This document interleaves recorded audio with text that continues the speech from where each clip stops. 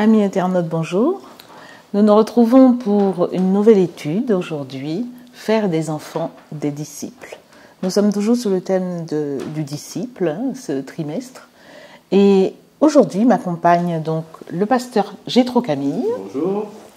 Et Françoise Toniolo, qui est responsable de la catéchèse enfants et jeunes à notre fédération France-Nord. Bienvenue sur ce plateau. Et nous avons pris l'habitude, une excellente habitude de prier avant toute étude. Eh bien, je vous invite à faire cela maintenant. Dieu notre Père, nous te sommes reconnaissants pour les Écritures, pour la révélation et surtout pour l'Esprit. Que nous te demandons, Seigneur, afin que cette étude soit fructueuse dans la vie de chacun de nos enfants en particulier. Au nom de Jésus. Amen. Alors, faire des enfants des disciples. Les enseignements tirés de la parole de Dieu montrent que Dieu considère les enfants comme une récompense, un patrimoine, mais aussi une bénédiction. Mais Françoise, peut-on faire des enfants des disciples? Oui, je pense. Et si oui, comment? Et si oui, comment? C'est une grande question, n'est-ce pas? Comment faire de nos enfants des disciples? C'est vrai qu'en France, peut-être on a moins l'habitude, mais parfois dans d'autres pays, on voit que déjà, très jeunes, des enfants peuvent méditer sur des textes bibliques très approfondis, qui peuvent aussi nous enrichir en tant qu'adultes, parce que dans leur franchise, dans leur façon d'être, eh bien, c'est spontanément, c'est du fond de leur tripes, si je peux dire, lorsqu'ils parlent d'un texte biblique. Donc parfois, oui, je pense que nos enfants peuvent devenir des disciples dans leur façon d'être, dans leur manière de faire également, dans leur intéressement aussi de ce qui se passe dans leur église. Et peut-être que nous, adultes, il faudrait peut-être repenser un petit peu, parce que généralement on dit oh, t'es un petit peu trop jeune, hein, c'est un petit peu, je pense que j'ai trop, tu dirais comme moi, on va un petit peu leur dire bon, tu vas grandir un petit peu. Peut-être que notre réflexe, on devrait peut-être un petit peu revoir cela et puis voir justement si l'enfant a envie d'aller un petit peu plus loin, avoir un besoin de s'exprimer, un besoin de parler de la parole de Dieu, eh bien, disons pas seulement à ses propres camarades, mais avoir un autre public, pourquoi ne pas le laisser et puis voir un petit peu qu'est-ce qu'il peut apporter justement, au lieu de dire à chaque fois « t'es un petit peu trop jeune ». De nos jours, certains parents optent, j'espère que ce sont des parents non chrétiens, ils optent pour une éducation neutre, c'est-à-dire sans aucun enseignement de la parole de Dieu. Et pourtant, il y a des instructions précises dans la Bible à ce sujet-là. Est-ce que vous pouvez nous éclairer sur la volonté de Dieu quant à l'éducation des enfants? La volonté de Dieu est explicite. Instruis l'enfant dès son jeune âge et quand il grandira, il se souviendra de ce que tu lui auras enseigné. Alors, cette instruction passe par différents biais, par les biais parfois, disons, j'allais dire répressifs dans le sens, à l'époque c'était un peu particulier, hein. Par exemple dans Proverbe 23, verset 13, il est dit « N'épargne pas la verge ». Donc là, il n'est pas question de prendre un bâton pour battre nos enfants. Simplement, corriger nos enfants, leur mettre un cadre, c'est quelque chose d'important. Mais en ce qui concerne le discipulat, c'est quelque chose d'autre. Je crois que l'enfant construit sa personnalité, son identité, son système de croyance essentiellement par mimétisme avec ses parents. Première question, est-ce que je suis moi-même un disciple? Est-ce que à la maison, il y a la bonne odeur du Christ? Et est-ce que j'ai bien compris ce que signifie instruire l'enfant? Autrement dit, est-ce que j'essaie simplement d'amener l'enfant à singer des attitudes religieuses, à adopter des comportements admis dans ma religion, ou est-ce que je veux amener l'enfant à avoir une compréhension profonde à l'image de ce que Françoise décrivait tout à l'heure, des choses spirituelles? Est-ce qu'un enfant est capable de parler avec émotion de Jésus-Christ parce qu'il a compris, il a senti, il n'a peut-être pas tous les mots pour dire les choses de manière théorique, mais à la maison, il a senti la bonne odeur de Jésus-Christ. C'est là où commence le discipulat, par des parents qui sont eux-mêmes disciples. Il y a un rôle qui est décrit dans Deutéronome 6, versets 6 et 7. À partir du verset 5 et jusqu'au verset 7. « Tu aimeras l'Éternel, ton Dieu, de tout ton cœur, de toute ton âme et de toute ta force. Et ces commandements que je te donne aujourd'hui seront dans ton cœur. Tu les inculqueras à tes enfants, tu en parleras quand tu seras dans ta maison, quand tu iras en voyage, quand tu te coucheras et quand tu te lèveras. Voilà. Donc c'est vraiment faire des enfants des disciples. Oui, à condition bien sûr de comprendre ce que signifie instruire un enfant. Instruire ne signifie pas conditionner, instruire ne signifie pas bourrer le crâne, instruire ne signifie pas forcer un enfant, violer la conscience d'un enfant, mais conduire un enfant dans l'étude du texte, dans la prière, dans les bonnes actions, l'amener peut-être dans un centre où on aide les gens, enfin voilà, le conduire dans le discipulat, cheminer avec lui. Cela est instruire. Il ne s'agit pas simplement de conditionner un enfant. Voilà, ce n'est pas un bourrage de crâne, hein.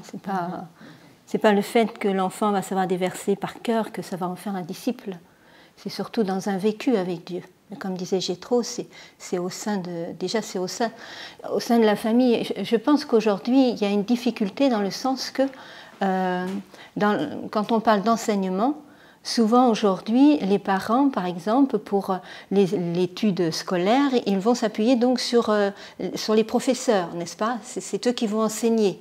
Alors que malgré tout, il y a quand même là aussi que l'enfant devrait être aussi conduit avec les parents pour les devoirs ou dans les difficultés qu'il peut rencontrer. Le parent est là ou alors le parent va solliciter quelqu'un qui va pouvoir l'aider.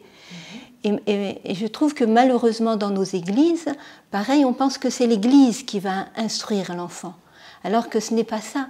Et bien sûr, il y a la catéchèse qui est là pour instruire dans une partie. Voilà, on est là ensemble dans un groupe, et là l'enfant est confronté justement avec ses compréhensions avec d'autres enfants, et c'est ça qui va l'aider à grandir.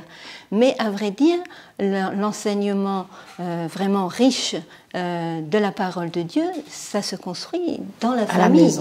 Et ça, c'est important. C'est quelque chose que parfois, cette vision est un petit peu, je trouve, un petit peu déplacée aujourd'hui. Parce que on dit, l'enfant va à l'église, donc il aura donc, l'éducation spirituelle. Éducation, alors que c'est pas ça.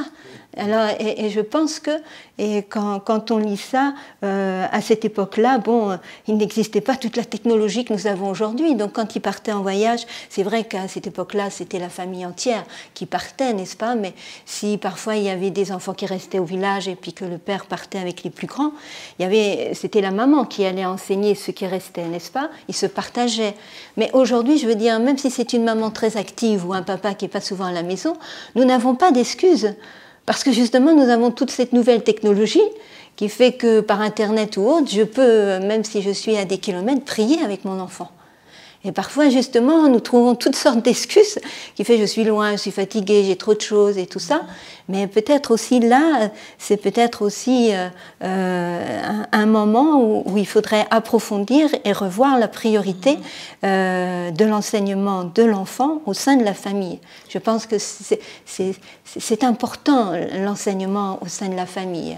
Et juste, si vous me permettez, je pense que quand on devient parent, enfin dans la logique, je veux dire, dans la logique, quand on devient parent, je trouve que le Seigneur permet que même là,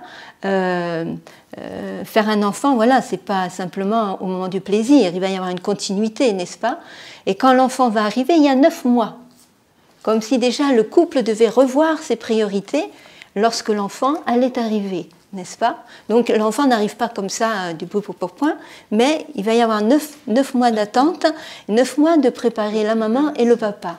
Et après, quand cet enfant arrive, il faut se dire que quand on est parent, eh bien, il y a des priorités qu'il va falloir peut-être mettre secondairement, si je puis dire, parce que c'est l'enfant. Pas l'enfant le faire un roi, mais, comme tu disais tout à l'heure, qu'il ait ses repères, qu'il ait un cadre, mais la parole de Dieu devrait rester centrale. Tout à fait. D'ailleurs, il y a quelque chose qui me semble tout à fait crucial dans la parole de Dieu, c'est ce que l'Éternel demande au peuple de faire. Quand ils ont traversé la mer Rouge, quand ils ont été libérés d'Égypte, quand il y a eu l'histoire du serpent d'Airain, le Seigneur leur dit « Tu enseigneras à tes enfants » ou bien « Voilà, fais telle fête, la fête des tentes, la fête des tabernacles pour te souvenir et que tes enfants sachent ce que le Seigneur a fait pour toi. » Et ça, c'est quelque chose d'important également. Les parents doivent expliquer aux enfants 2 choses. Premièrement, les parents doivent expliquer aux enfants ce que le Seigneur a fait pour eux. C'est-à-dire quelles difficultés ils ont rencontrées, quelles difficultés psychologiques, quelles difficultés de couple. Alors, ils ne doivent pas forcément tout raconter. Il faut parler un langage que l'enfant est capable de comprendre en fonction de l'âge de l'enfant, évidemment. Mais si mes parents se présentent comme des êtres qui n'ont jamais évolué, qui n'ont jamais eu de difficultés, qui sont croyants, comment est-ce que je peux m'identifier à eux? Si mes parents, si mon père me dit « Écoute, voilà, j'ai eu telle difficulté, à un moment j'avais telle tentation, j'ai prié le Seigneur, m'a ouvert telle porte », je vois ce que le Seigneur a fait concrètement dans la vie de mes parents. Et puis, en tant que parent, si je me présente à mes enfants comme un être qui a besoin de grandir et qui va chercher auprès de Dieu voilà, la sève de la croissance, mon enfant va comprendre que c'est possible. Alors que si je me présente comme l'adulte qui est parvenu à un stade qui est monolithique dans sa connaissance, qui n'a pas besoin vraiment de Dieu, comment est-ce que mon enfant en aura besoin? Alors que Dieu a parfois sauvé nos couples, nous a sauvés de détresse personnelle, de situations professionnelles, il a fait tellement de choses, et on en témoigne volontiers à l'extérieur et pas forcément auprès de nos enfants. Donc faisons comme le peuple d'Israël, racontons à nos enfants ce que le Seigneur a fait pour nous, ce qu'on souhaite qu'il fasse pour nous et ce qu'il fera pour nous. Tout à fait. D'accord. J'aimerais que nous parlions maintenant justement de l'enfance de Jésus, puisque Jésus n'est pas venu en tant qu'adulte comme ça sur terre. Il est passé par toutes les étapes de l'enfance lui aussi. Et c'est l'évangéliste Luc. Luc 2, versets 41 à 43. Les parents de Jésus allaient chaque année à Jérusalem à la fête de Pâques. Lorsqu'il fut âgé de 12 ans, ils y montèrent selon la coutume de la fête. Puis quand les jours furent écoulés et qu'ils s'en retournèrent, l'enfant Jésus resta à Jérusalem et son père, sa mère ne s'en aperçurent pas. Est-ce que tu peux nous dire rapidement ce qui s'est passé entre ces deux versets et puis nous lirons le dernier verset? Bien, alors ce qui se passe simplement, c'est que Jésus en fait est en train de discuter avec les scribes, les pharisiens, dans la synagogue, et ils sont impressionnés par ce qu'il connaît, par sa profondeur. Ses parents sont inquiets. Ses parents retournent le chercher et puis le grondent, hein, comme tout bon parent dont l'enfant a pris un peu la poudre d'escampette, même si c'est pour aller au temple. Et puis il leur répond quelque chose d'assez stupéfiant. Il leur dit « Mais ne savez-vous pas que je dois m'occuper des affaires de mon père ?» Alors ça, c'est une réponse assez extraordinaire. Et donc le dernier verset, malgré le fait qu'il retourne ensuite, il aurait été soumis, nous dit le verset 51 et le verset 52. Et Jésus croissait en sagesse, en stature et en grâce devant Dieu et devant les hommes. Voilà. Malgré cette petite escapade, on va dire, Luc précise effectivement que Jésus était soumis, que sa mère gardait toutes ces choses et qu'il croissait. Mais j'ai envie de poser une question. Comment est-ce que Jésus a pu avoir toutes ces connaissances alors qu'il n'était jamais allé à l'école de la synagogue, par exemple? Je pense que à cette époque-là, enfin, Gétro me reprendra si jamais je me trompe, mais je pense que l'instruction religieuse, de toute manière, c'était par les parents et surtout par la maman au niveau du jeune âge. Donc je pense que chaque jour, Jésus a eu cette connaissance avec sa mère et puis sûrement avec son père au fur et à mesure qu'il a... Parce que pour moi, quand on dit que Jésus croissait en sagesse, en stature et en grâce, je veux dire, en sagesse, je veux dire, la sagesse dans la Bible, c'est la connaissance de Dieu. Hein? Donc c'est l'instruction qu'il va recevoir, normalement comme tout enfant. Beaucoup d'enfants en Israël n'allaient pas à l'école rabbinique. C'est pas pour ça qu'ils n'avaient pas une connaissance de Dieu, peut-être maladroitement, parce que déjà on voit bien que Jésus va devoir rectifier un petit peu la vision que le peuple avait de Dieu. Mais je pense que c'est ça, la sagesse, c'est que il croissait en sagesse parce qu'il avait cette connaissance de Dieu, mais qu'il apprenait au sein de la famille. Et c'est là encore qu'on voit que l'instruction, c'est bien au sein de la famille et non pas à la synagogue. La synagogue va être complémentaire, va être un partage avec les autres, autre que la famille, que parfois, quand on est enfant, on va avoir un petit peu les mêmes choses. C'est quand l'enfant va devenir un petit peu adolescent qu'il va y avoir un petit peu de confrontation, voilà, parce qu'il va avoir des idées voilà, différentes, et c'est comme ça qu'on grandit et qu'on peut échanger les choses. Et l'Église, il va y avoir un répertoire de personnes différentes.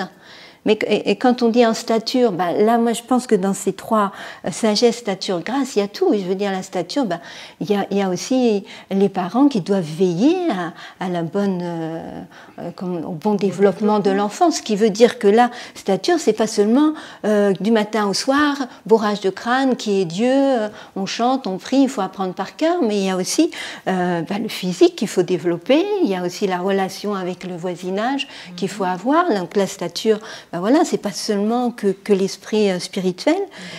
Et moi, je veux dire, la grâce, quand il est dit en grâce, je veux dire, l'enfant, la grâce pour moi, c'est le pardon. Hein. Enfin, le Christ, lui, ça va être le pardon. Hein, mais je veux dire, la grâce, pour moi, c'est le pardon, ce qui fait que Jésus, il grandit en grâce dans le sens que l'enfant, vous savez, quand il a fait mal, qu'on va lui expliquer ce qu'est le pardon, la grâce, il vient, il vous demande pardon, puis ça y est, c'est terminé, c'est fini, il oublie, n'est-ce pas? Donc il y a une libération du péché, il n'y a pas de culpabilité, il n'y a pas de... vous voyez, comme nous, on est des hommes, des femmes, on dit que la grâce est là, le pardon est là, mais des fois, on est un petit peu... on n'a pas l'impression d'être libéré. C'est l'innocence de l'enfant. C'est l'innocence, hein. Et je pense que dans ces trois choses-là, ben justement, il y a une attention, comment nous, nos enfants, à travers cette image qui est née de Jésus, à comment nos enfants doivent croître dans notre famille à travers ça. Nous allons parler un peu des différents miracles, différentes guérisons que Jésus a opérées en faveur des enfants. Nous n'allons pas pouvoir tous les citer, mais néanmoins, j'aimerais vous poser la question à Pasteur Camille en lui demandant, mais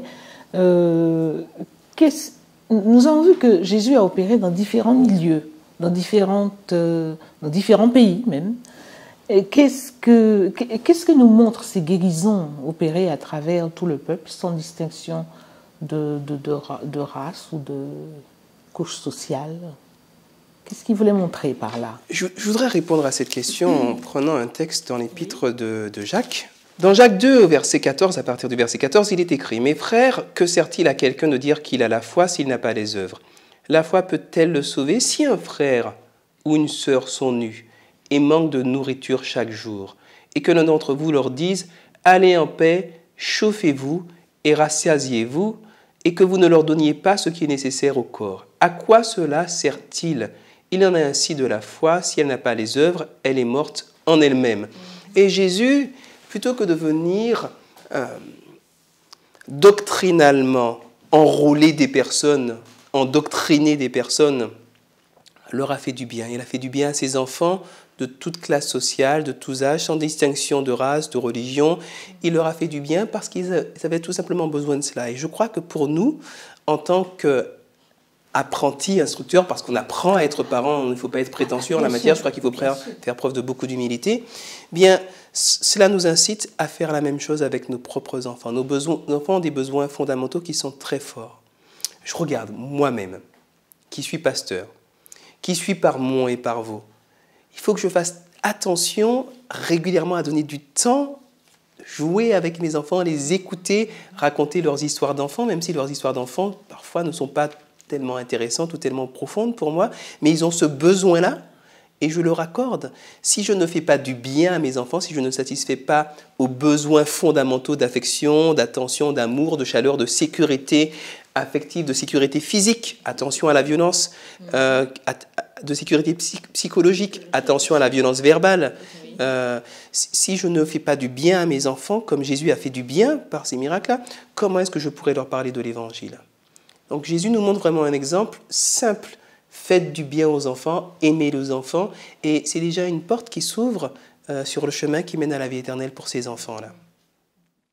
Et je pense que c'est pas le fait de passer 2 heures avec ces enfants, c'est de choisir le moment là où l'enfant a besoin. Ça peut être que 5-10 minutes. Mais c'est là où l'enfant...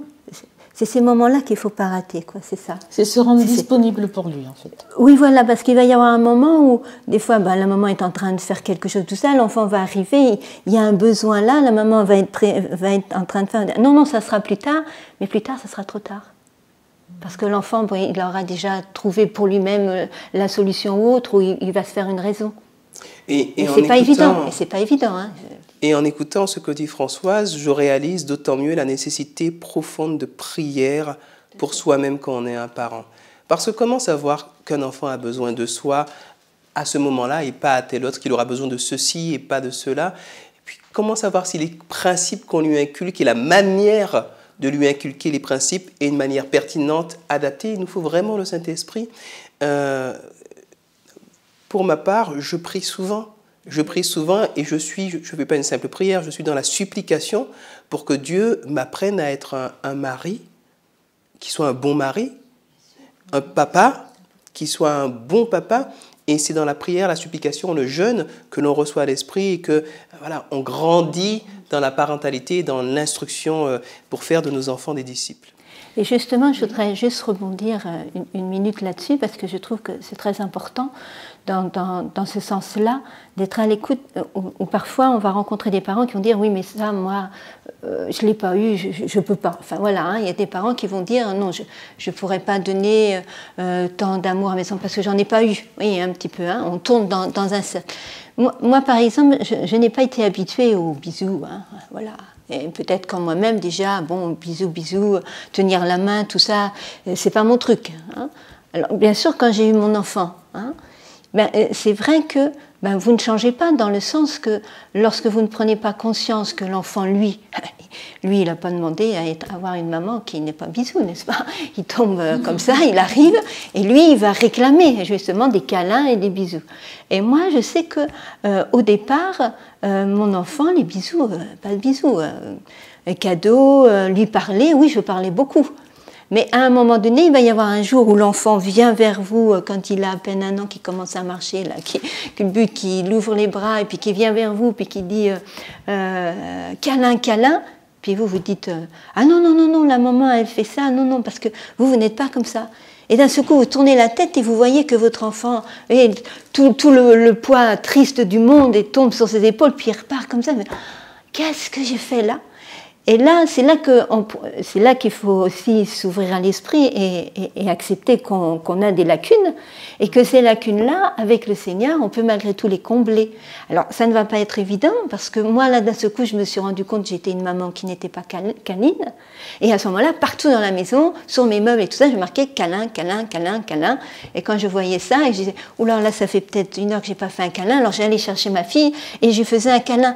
Donc, quelque part, nous n'avons pas d'excuses parce qu'avec Dieu, on peut, comme tu disais, apprendre, évoluer, grandir, même dans nos lacunes. Oui, et ça c'est important. Mais cela demande de sortir d'un travers culturel qui est de présenter aux enfants une image de parents qui n'ont pas de lacunes et qui ne se trompent pas et qui ont toujours raison. Et ça c'est vraiment un piège du diable. C'est pas toujours évident, effectivement. Parce que les disciples eux-mêmes avaient du mal à comprendre qu'un enfant était si important.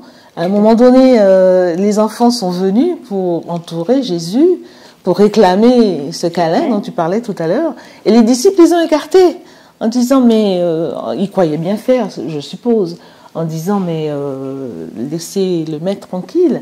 Et au contraire, Jésus les a rappelés à l'ordre. Il leur a dit, laissez venir à moi les petits-enfants, et ne les en empêchez pas.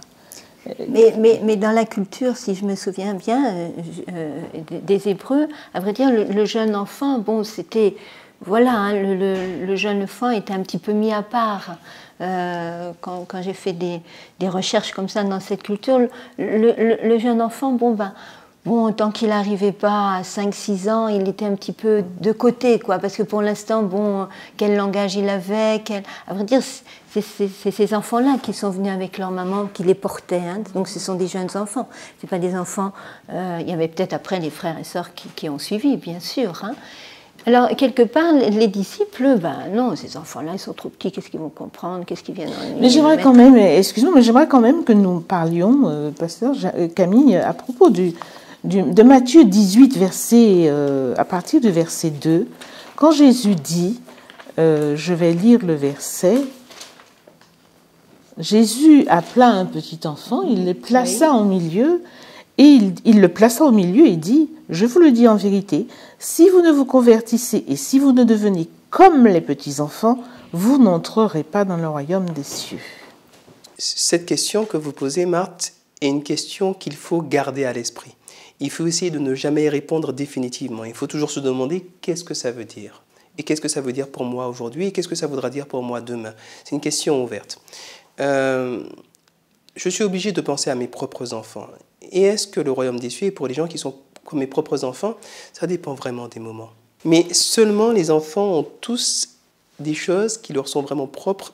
Et ils ont peut-être, pour commencer, ce qu'on appelle la neuroplasticité, c'est-à-dire la capacité d'apprendre, de modifier les structures cérébrales, de réorganiser un ensemble de connaissances, de changer un schéma de pensée. Ils sont souples, voilà, tout simplement. Ils sont souples d'esprit. Ils sont propres à écouter. Les enfants ont une soif, c'est très curieux. Je me suis toujours demandé, mais pourquoi est-ce qu'on perd cette soif en devenant grand, alors qu'il y a tellement de questions auxquelles on n'est pas capable de répondre. Pourquoi est-ce que le ciel est bleu? Et pourquoi est-ce qu'il ne serait pas vert? Et pourquoi pas orange? Et ceci, et pourquoi ceci, et pourquoi cela? Ils ont une soif immense et je crois que c'est la soif et la connaissance de la soif que l'on a qui nous permet d'aller chercher à boire, en l'occurrence évidemment de l'eau qui jaillit jusque dans la vie éternelle, hein, dont Jésus parle à la femme samaritaine dans Jean chapitre 4. Donc cette eau, voilà, qui va vraiment nous désoiffer, si j'ose dire, enfin, qui va en tout cas nous satisfaire pendant l'éternité. Les enfants ont confiance en leurs parents. Ils ont une confiance toute naïve. J'ai mes enfants qui peuvent se jeter du haut de leur lit, ils ont un lit à étage, là, ils se jettent et tout, papa, attrape-moi. Enfin, parfois, je suis obligé de les rattraper en catastrophe parce qu'ils se jettent n'importe comment, mais ils ont une confiance. Donc c'est ce côté-là. Oui, ils ont une sorte de foi en papa, une sorte de foi en maman, parce que papa et maman ont toujours été là. Pour les protéger. Pour les protéger, pour fournir également, pour être des pourvoyeurs. Mais ils ont aussi tout simplement cet amour pour papa et maman qui est tellement inné, tellement naturel et tellement profond et tellement fort. Alors les soirs, quand je suis à la maison, tous les soirs, je couche mes enfants, on lit une histoire de la Bible, on chante ensemble, et puis je leur mets la main, on prie ensemble, etc. Et puis, quand je leur dis, mais mes enfants, papa vous aime très fort, ils me disent, ah oui, on t'aime énormément, on t'aime d'un amour infini, ils sont mignons. Et là, on sent vraiment cette spontanéité, cette véracité qu'il y a au fond de leur cœur. Et quelque part, à cause du péché, notre culture et donc notre éducation est suffisamment pervertie pour nous faire croire que se comporter comme cela, c'est seulement l'enfance. Et que c'est non seulement l'enfance, mais presque de l'infantilisme. Mais non, le royaume des cieux, c'est l'amour spontané, c'est la confiance spontanée, c'est une volonté de comprendre, de connaître, c'est se reconnaître soi-même là où on est, ne pas adopter des postures de sachant, mais au contraire venir au pied du maître, toujours recevoir plus. Ça nous fait mieux comprendre l'avertissement terrible que Jésus lance au verset 6 quand il dit « Mais si quelqu'un scandalisait un de ces petits qui croient en moi, il vaudrait mieux pour lui qu'on suspendît à son cou une meule de moulin et qu'on le jetât au fond de la mer. » C'est dur, c'est terrible. Oui, et puis l'image est extrêmement forte, parce qu'il ne dit pas simplement une pierre de 20 kilos, c'est une meule de moulin, je ne sais pas si vous voyez. Oui. Ça veut dire on ne touche pas aux enfants, on les protège. Ils sont précieux. Et même, je n'ai plus le verset, mais un verset où Jésus dit que les anges qui les protègent voient tous les jours, chaque jour, le visage de Dieu. Donc attention, ne pas toucher vos enfants.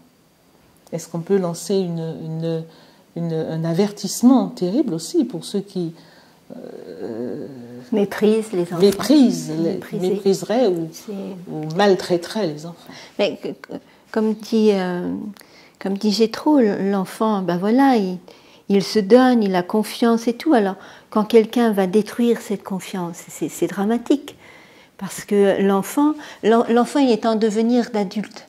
Donc si nous maltraitons un enfant, si l'enfant reçoit une blessure, longtemps il va porter cette blessure, n'est-ce pas? C'est facile de dire le pardon, mais il y a des blessures profondes. Alors bien sûr, toutes ces blessures que nous allons occasionner aux enfants, bien évidemment, c'est un poids qu'on met. À un moment donné, quelque part, chez l'enfant, ça va fausser cette image de la confiance vis-à-vis de l'adulte. Donc c'est dramatique parce qu'en attendant qu'ils soient adultes, qu'ils arrivent à leur niveau, il va se passer des années. Donc, si pendant ce chemin-là, mais c'est vrai que Dieu permettra, il mettra des jalons sur la route de cet enfant. Dieu n'abandonne pas les enfants qui sont blessés, qu'on a brisés. Donc il nous appartient de leur témoigner de la sollicitude. Oui, beaucoup d'amour, même dans nos églises, parce que quand nos enfants dans nos églises, nous ne connaissons pas leur vie, nous ne connaissons pas leur cœur, il n'y a que Dieu qui voit cela. Qu'est-ce que nous faisons, qu'est-ce qui est prévu, ou alors qu'est-ce qui est fait justement pour préserver cette relation avec les enfants? Ça déjà, c'est au sein de la famille, hein, c'est de ne pas faire de différence entre les enfants, c'est de respecter tels qu'ils sont. Et puis l'Église aussi, l'Église aussi a un travail à faire. Écoutez, j'ai été pasteur d'une Église, il a fallu, et je le confesse, hein, parce que ce sont des expériences spirituelles, hein, on n'a rien à protéger, tout vient de Christ, il a fallu qu'un enfant se fasse un peu mal avec une chaise haute qui n'était pas suffisamment sécurisée, pour qu'on se dise, mais nous, on est assis correctement, on mange bien, nos enfants sont souvent assis de manière bancale. Il a fallu qu'il y ait... Alors, il n'y a pas eu de blessés à proprement parler, hein. Il y a surtout une grosse peur, mais il a fallu ce petit accident pour que, en tant que comité d'église, on se dise, il n'est pas normal que nous soyons très confortablement assis en pleine sécurité et que nos bébés, dans l'église, nos bébés ne le soient pas. Cela montre que... on n'est pas si loin de ce qu'il est écrit quand il est écrit que celui qui ne prend pas soin des siens est pire qu'un infidèle, il a renié la foi. Voilà, c'est un avertissement également terrible de la Bible. Et on ne se rend pas compte parce qu'on est tellement dans nos propres préoccupations, nos propres discussions, nos propres sphères, que les enfants peuvent être là, presque comme des boulets qu'on tire derrière nous, alors que ce sont les pupilles des yeux du Seigneur. Bien, je vais devoir conclure. Je vous remercie de votre intervention. Je vous remercie de votre présence déjà aussi. Et ce que je peux dire, c'est que Jésus nous a laissé un exemple. Il nous a laissé l'exemple de sollicitude et d'amour qu'il a témoigné envers les enfants. Et nous devons également reproduire cet exemple si nous voulons que nos enfants deviennent de vrais disciples pour lui. Eh bien, à bientôt, chers internautes. J'espère que vous avez pu tirer le maximum de cette étude. Au revoir. Au revoir. Au revoir.